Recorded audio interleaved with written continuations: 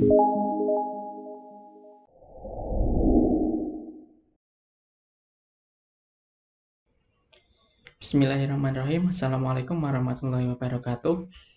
Perkenalkan, nama saya Abdul Malik, nomor induk mahasiswa 2020531119. Saya berada di program Sistem Informasi Universitas Muria Kudus. Pada presentasi kali ini, saya akan membahas mengenai COVID-5 dan implementasinya. COVID atau Control Objective for Information and Related Technology adalah panduan kerja dalam pengelolaan teknologi informasi, disusun oleh ISACA atau Information System Audit and Control Association, dan juga ITGI atau IT Governance Institute. COVID-5 menyediakan kerangka yang komprehensif yang membantu enterprise meraih sasaran dalam tata kelola dan manajemen TI di enterprise. Enterprise di sini adalah perusahaan, begitu ya. Kemudian COVID-5 bersifat umum dan dapat diterapkan pada berbagai ukuran perusahaan, baik bersifat komersial, non-profit, maupun pada sektor publik. Nah, ini perusahaan-perusahaan, baik itu komersial, non-profit, pada sektor publik, ataupun juga pada sekolah juga bisa. Kemudian evolusi COVID pada tahun 1996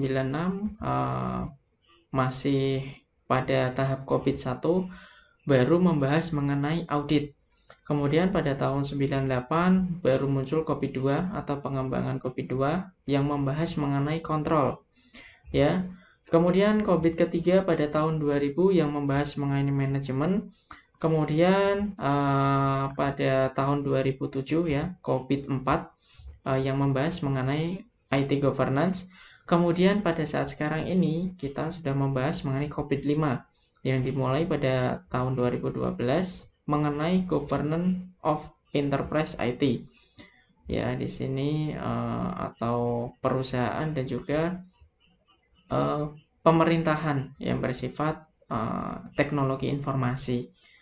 Kemudian mengapa harus COVID-5? Karena yang pertama, COVID-5 menyediakan kerangka tata kelola dan manajemen yang diperbarui dan sesuai untuk informasi enterprise dan teknologi yang terkait. Jadi COVID-5 sangat cocok untuk perusahaan, baik itu perusahaan besar, perusahaan negara ya, pemerintahan, ataupun perusahaan dalam skala menengah atau kecil.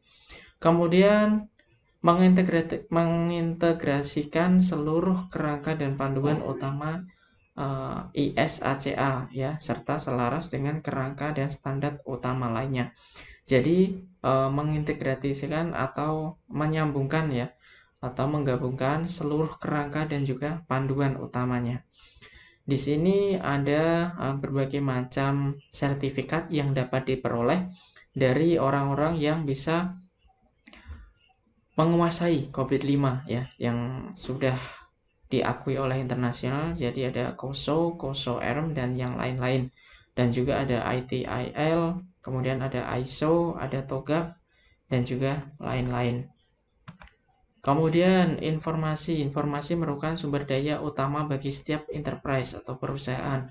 Informasi dibuat, digunakan, dipertahankan, ditutup, dan juga dihancurkan. Kemudian teknologi memainkan peran penting dalam aksi-aksi tersebut karena teknologi tumbuh pesat di seluruh aspek kehidupan bisnis dan personal. Kemudian apa manfaat informasi dan teknologi bagi perusahaan? Ya, manfaatnya adalah yang pertama, mengelola informasi yang berkualitas, kemudian pendukung keputusan bisnis. Kemudian manfaatnya yang kedua adalah membangun nilai bisnis dari investasi IT, yaitu mencapai sasaran strategis dan mewujudkan manfaat bisnis melalui penggunaan teknologi informasi secara efektif dan inovatif. Kemudian mencapai keunggulan operasional melalui aplikasi teknologi yang handal dan efisien.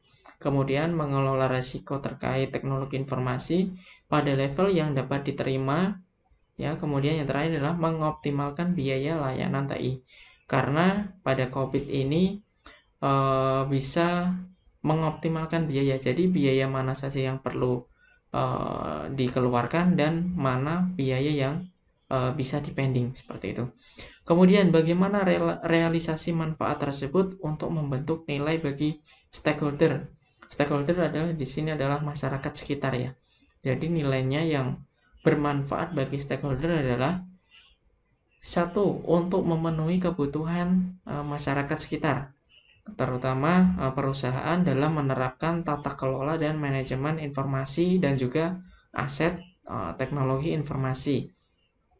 Kemudian Dewan Perusahaan, Eksekutif dan Manajemen harus memperlakukan teknologi informasi setara dengan bagian bisnis penting lainnya. Karena apa? Karena nantinya teknologi informasi ini sangat berperan penting di dalam suatu perusahaan. Jadi perusahaan yang awalnya bisnisnya secara manual nanti akan digantikan oleh teknologi informasi untuk membantu perusahaan tersebut dalam menjalankan bisnisnya. Kemudian enterprise atau perusahaan dituntut untuk memenuhi hukum, regulasi dan kebutuhan kontraktual dalam penggunaan informasi dan teknologi. Nah, ini sangat penting juga karena teknologi informasi tidak tidak bisa dilakukan juga tanpa adanya regulasi dan hukum yang berlaku ya. Kemudian COVID-5 menyediakan kerangka yang komprehensif yang mendukung enterprise dalam mencapai sasaran dan menghasilkan nilai melalui tata kelola dan manajemen TI ya, teknologi informasi dalam suatu perusahaan. Kemudian kerangka COVID-5. Secara sederhana, COVID-5 membantu enterprise membangun nilai yang lebih optimal dari teknologi informasi dengan mengelola keseimbangan antara relasi manfaat dan optimasi level risiko dengan penggunaan sumber dayanya. Baik itu sumber daya manusianya ataupun sumber daya alamnya yang dibutuhkan. Kemudian COVID-5 memungkinkan informasi dan teknologi yang terkait untuk dikelola secara holistik bagi seluruh enterprise, mencakup area bisnis dan fungsional secara keseluruhan dengan mempertimbangkan manfaat teknologi informasi bagi masyarakat sekitar, baik itu internal ataupun eksternal perusahaan. Kemudian prinsip dari COVID-5 itu ada 5 ya. Yang pertama, COVID-5 berprinsip untuk memenuhi kebutuhan stakeholder ya, karena teknologi informasi juga dibuat untuk memenuhi kebutuhan masyarakat ya. Kemudian yang kedua adalah mencakup enterprise end to end, mencakup perusahaan pada end user ya, jadi antara perusahaan dan perusahaan lain juga bisa berkolaborasi. Kemudian yang ketiga menerapkan single integrated framework, jadi menggunakan satu langkah kerangka kerja ya, bisa digunakan dalam berbagai perusahaan bisnis.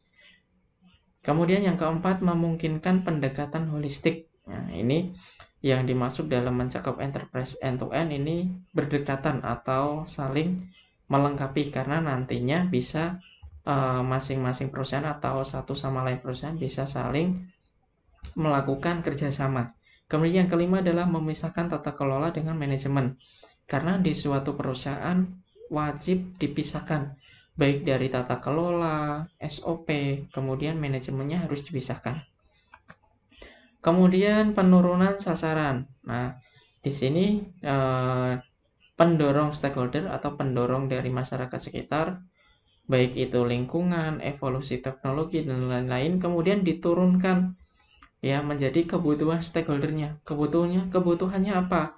Yang pertama adalah realisasi manfaatnya, manfaat dari TI atau teknologi informasi tersebut. Kemudian optimasi resiko. Nah, resikonya ini memang benar-benar wajib dijabarkan. Jadi resiko mana yang nantinya bisa diatasi semaksimal mungkin ya. Kemudian optimasi sumber daya, baik ini sumber daya manusianya atau sumber daya teknologinya atau sumber daya alamnya. Kemudian diturunkan lagi dari kebutuhan stakeholder menjadi sasaran enterprise. Nah, sasaran perusahaannya apa, kemudian diturunkan lagi menjadi sasaran yang terkait dengan teknologi informasi. Nah, suatu perusahaan itu pasti membutuhkan teknologi informasi, apalagi di situasi seperti ini, sudah mau mendekati 5.0, teknologi informasi ini sangat penting. Kemudian dari sasaran terkait TI diturunkan lagi menjadi sasaran enabler. Nah, ini sasaran pengguna. Kemudian di sini dijelaskan COVID-5 enabler. Dari sasaran tadi, di sini dijelaskan ada 7 enabler. Yang pertama adalah principle, policies, dan framework.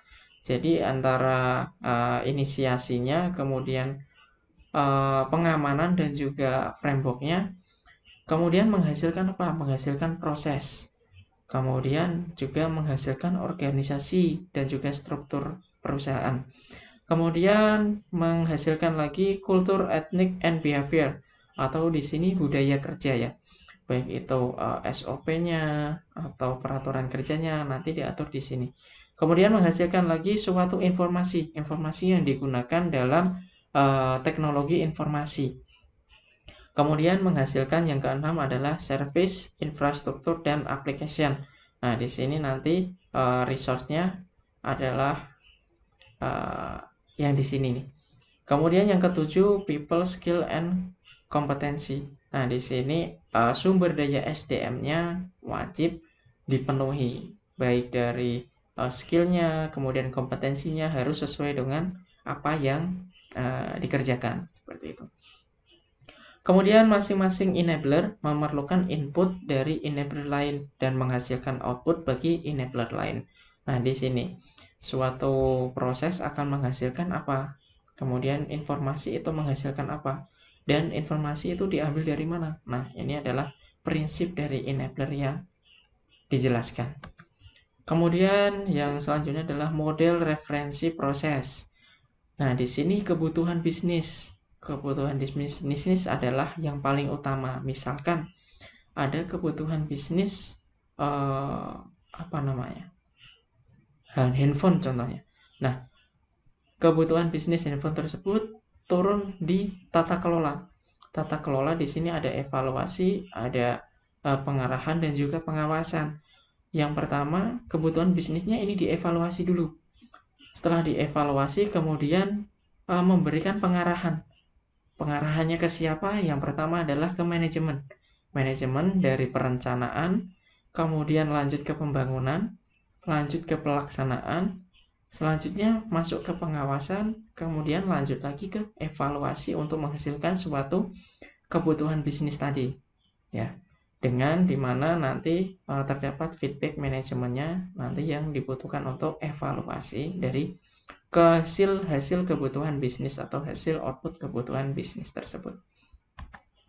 Selanjutnya, COVID-5 enabling process. Nah, di sini yang dijelaskan adalah prosesnya ya. Sini adalah proses di mana yang tadi sudah jelaskan AI ya, atau Action Plan and Organize. Di sini ada masing-masing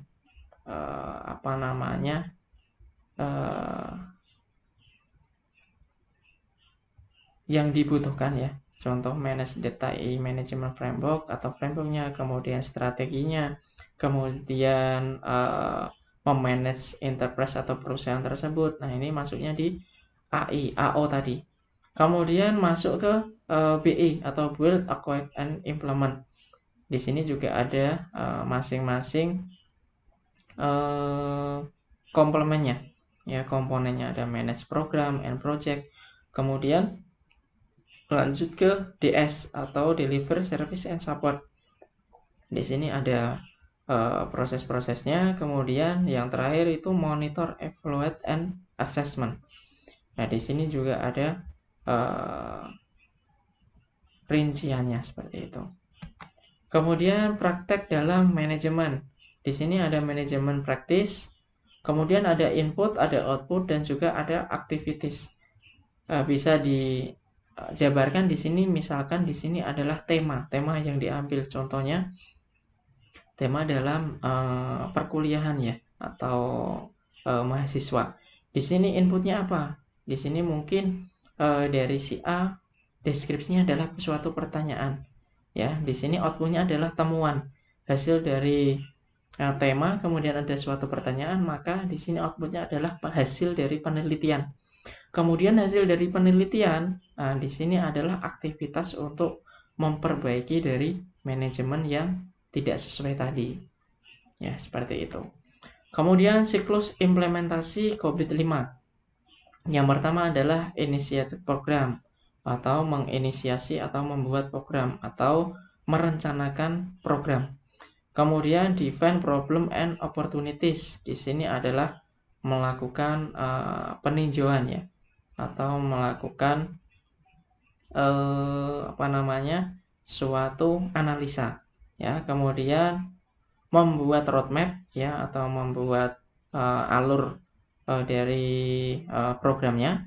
Kemudian merencanakan program. Kemudian execute plan, yang kelima adalah menjalankan programnya. Kemudian realize benefit. Nah, di sini ini adalah apakah suatu program itu berhasil apa tidak.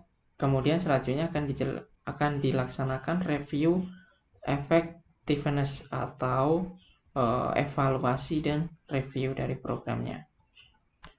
Kemudian model kapabilitas proses. Di sini dalam proses ya, di sini bisa dijelaskan. Nah, prosesnya itu di mana? Prosesnya itu ada di tahap yang kelima, atau pada saat execute plan, atau menjalankan program TI-nya tadi, atau COVID-5-nya. Di sini dibagi menjadi 5. Yang pertama, performa dari prosesnya.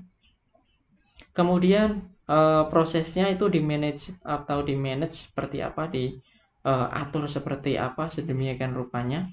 Kemudian establish proses ya, ini yang berjalan. Kemudian predictable proses, atau kita memprediksi prosesnya itu akan berjalan seperti apa ya. Kemudian mengoptimalisasi dari prosesnya. Kemudian dari kelima ini nanti apa yang dihasilkan? Yang dihasilkan adalah proses assessment model capability indicators, baik itu generic practice-nya, kemudian generic resource-nya ya, resource-nya ini mungkin dari SDM-nya, kemudian ini adalah work product, atau produk kerjanya. Kemudian dari proses assessment menjadi proses assessment model performance indicator. Proses outcome ya menjadi hasil dari capability indicators-nya. Kemudian best practice, atau dan di sini adalah yang dihasilkan manajemen atau governance practice. Ya, kemudian yang dihasilkan yang ketiga adalah work product, atau input dan juga output-nya. Kemudian contoh implementasi ya. Alur implementasi. Contoh di sini pemahaman mengenai company profile dari rumah sakit ya. Kemudian alurnya ke bawah lagi menjadi pemetaan arahan bisnis rumah sakit ya. Dari pemahaman company profile rumah sakit, kemudian dipetakan kemana arah bisnis dari rumah sakit ini mau dijalankan. Kemudian apa sih itu goal enterprise, atau tujuan dari perusahaan tersebut seperti apa. Kemudian setelah melakukan pemetaan dan juga mendefinisikan tujuan perusahaan, kemudian memetakan tujuan perusahaan ke IT tujuannya, IT relate goal-nya. Jadi setelah memetakan tujuan dari perusahaan, maka ditujukan lagi ke tujuan utama dari IT, atau teknologi informasinya itu yang mau dibutuhkan seperti apa. Kemudian setelah itu memetakan IT relate goal, atau memetakan tujuan dari teknologi informasinya ke IT relate proses pada domain BAI. Nah, ini balik lagi ke yang ada di sini. Nah, ini yang ada di sini.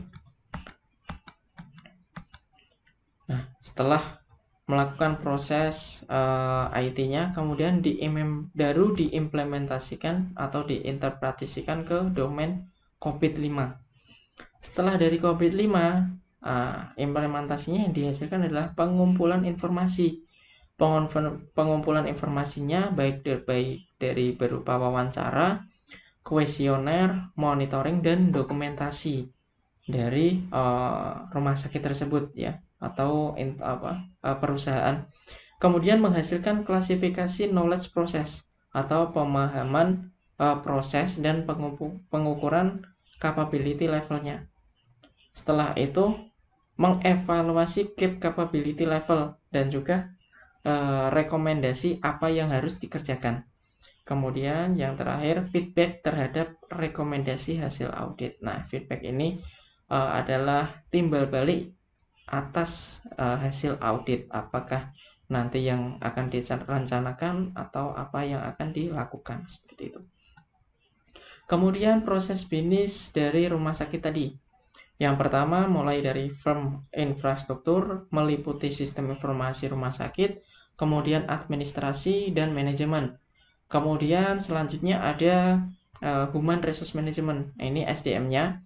Itu ada kepegawaian, K3, pendidikan dan pelatihan, kemudian layanan keperawatan. Kemudian teknologi development-nya yaitu ada laboratorium, lab IT, farmasi, radiologi, rekam medis, dan lain-lain. Kemudian procurement. Nah, ini adalah pengadaan barang ya. Ada alat-alat kebersihan, sarana prasarana, sirkulasi obat, layanan gizi, layanan kamar, operasi, layanan darah. Nah, ini pengadaan barang yang wajib ada di dalam rumah sakit. Kemudian inbound logistiknya ada pendaftaran, penerimaan pasien. Kemudian ada operasinya, ada perawatan, pemberian obat, pengukuran kesehatan, pelayanan. Kemudian ada pengendalian infeksi. Kemudian outbound logistiknya ada pemulangan pasien, pelayanan rehabilitasi medis. Nah, di sini ada marketing dan sales juga. Kemudian ada service. Service ini adalah layanan yang diberikan. Yang terakhir dari beberapa proses bisnis ini yang dengan tujuan adalah layanan kesehatan paripurna. Kemudian contoh penurunan sasaran.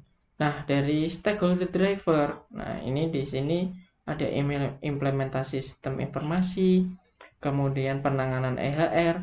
Di sini masuk ke dalam stakeholder needs. Apa sih yang dibutuhkan oleh masyarakat sekitar? Yakni menyelenggarakan atau tujuannya adalah menyelenggarakan pelayanan kesehatan yang profesional, bermutu, terjangkau oleh seluruh lapisan masyarakat.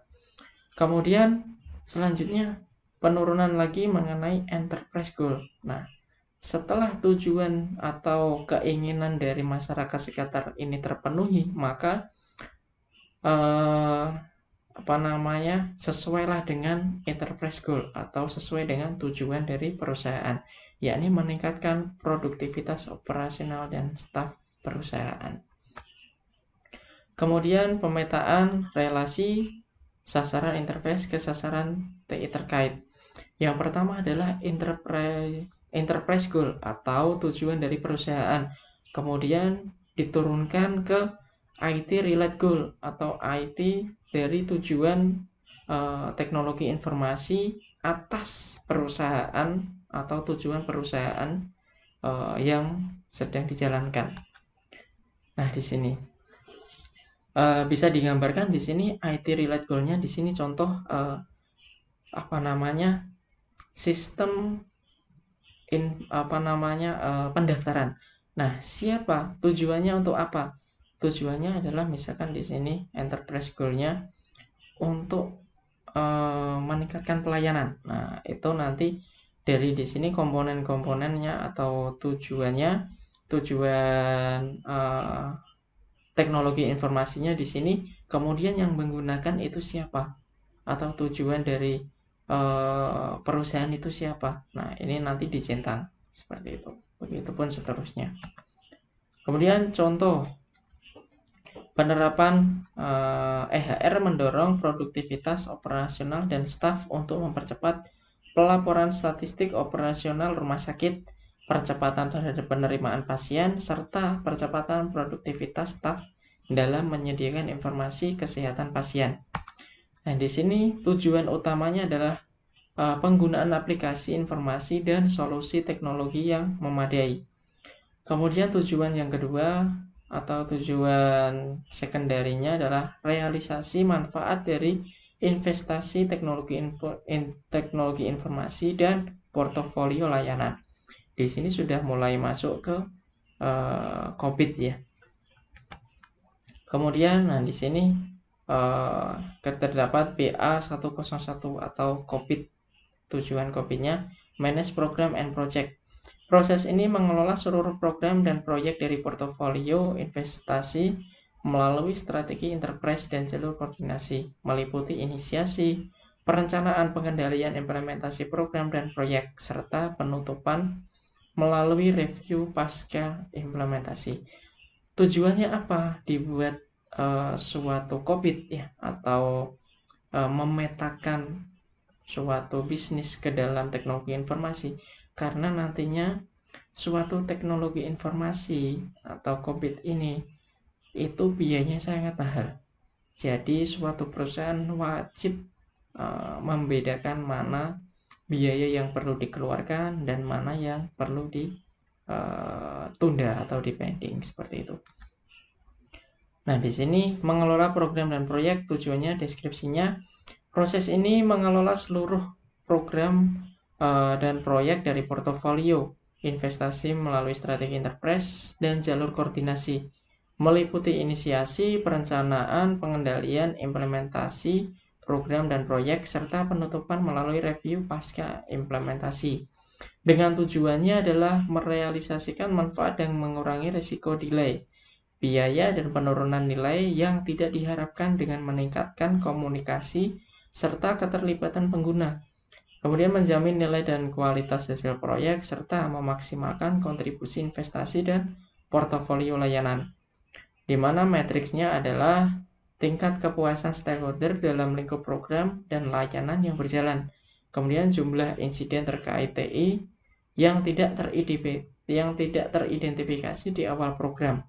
Kemudian jumlah proyek yang berjalan on time dan on budget. Nah, di sini contoh di BA101-nya, BAI01, pihak yang terlibat. Bisa dijelaskan di sini, mengelola program dan proyek. Nah, ini programnya ya. Kemudian inisiasi program. Siapa yang menjalankan? Yang menjalankan program dan proyek adalah eksekutif bisnis, komite strategis, dan CEO. Kemudian siapa yang menjalankan inisiasi program? Yang menjalankan adalah CEO, kemudian pemilik proses bisnis, komite strategis, dan manajemen proyek.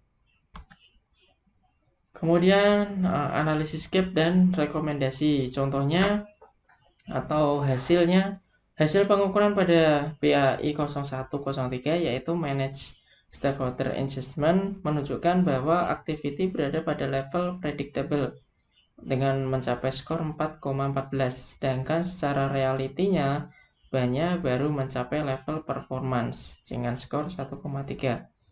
Nah, ini juga sama ya, dengan indikasi utamanya ditujukan untuk masih perlunya peningkatan intensitas pertemuan yang membahas evaluasi EHR di RSMB. Nah, ini adalah tujuannya atau hasil dari melakukan COVID tersebut. Kemudian contoh rekomendasi pada BAI 01, membangun dan mengelola rencana program. Susunan rencana program yang mencakup seluruh proyek, kemudian menentukan spesifikasi sumber daya dan keahlian pelaksanaan proyek. Selanjutnya menetapkan penanggung jawab masing-masing proyek. Selanjutnya menentukan cara komunikasi proyek yang efektif. Mengawasi pelaksanaan program proyek dan sesuai dengan rencana. Kemudian melakukan perubahan rencana program saat sebuah proyek sudah selesai dilaksanakan. Dan ini adalah referensi yang digunakan dalam materi kali ini ya. Nah, sekian presentasi mengenai COVID-5 dan cara implementasinya. Semoga bermanfaat. Ya, cukup sekian dari saya. Apabila ada salah kata, saya mohon maaf. Akhirul kalam. Wassalamualaikum warahmatullahi wabarakatuh.